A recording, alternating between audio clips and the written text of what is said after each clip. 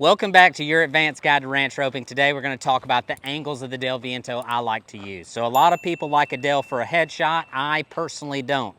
So if you can do the hip shot, you can do the headshot. I don't ever throw it because I like other shots for it. So we're going to talk about the two angles I use for the heel shot. You're going to want a big loop for this, and you're going to want to be able to slide your spoke through your hand.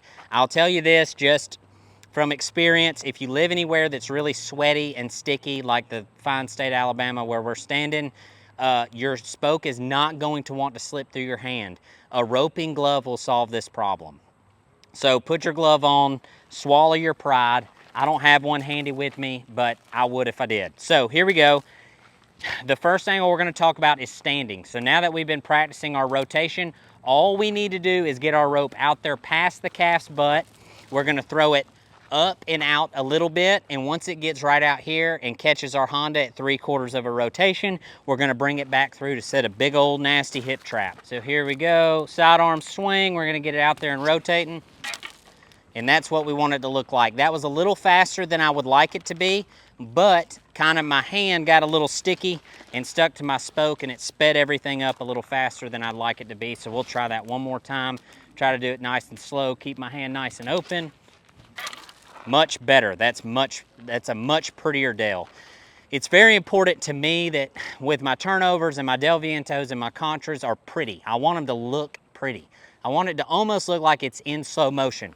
So there's two kind of, with the Contra and the Del, which we'll cover the Contra in a later video, you can throw that loop higher and farther, but it has to rotate a little slower. If you're gonna throw it low, it needs to rotate fast. If you're gonna throw it high, it can rotate slow. So we'll try a really big high one and see what we can get done.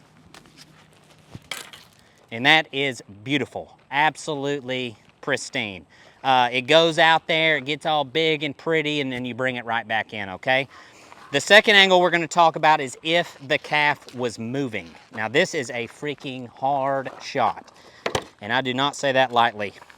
You would be throwing this shot from way back here, like behind the calf, but the exact same principle applies. It's much more difficult because you're actually moving, but you're gonna throw that rope out there, get it rotating, and then instead of bringing it back to you, you're gonna bring it across your horse's head and try to get it to whip in there for a moving hip trap. And it's gonna look like this. Ooh, threw it too far right. Let's try again.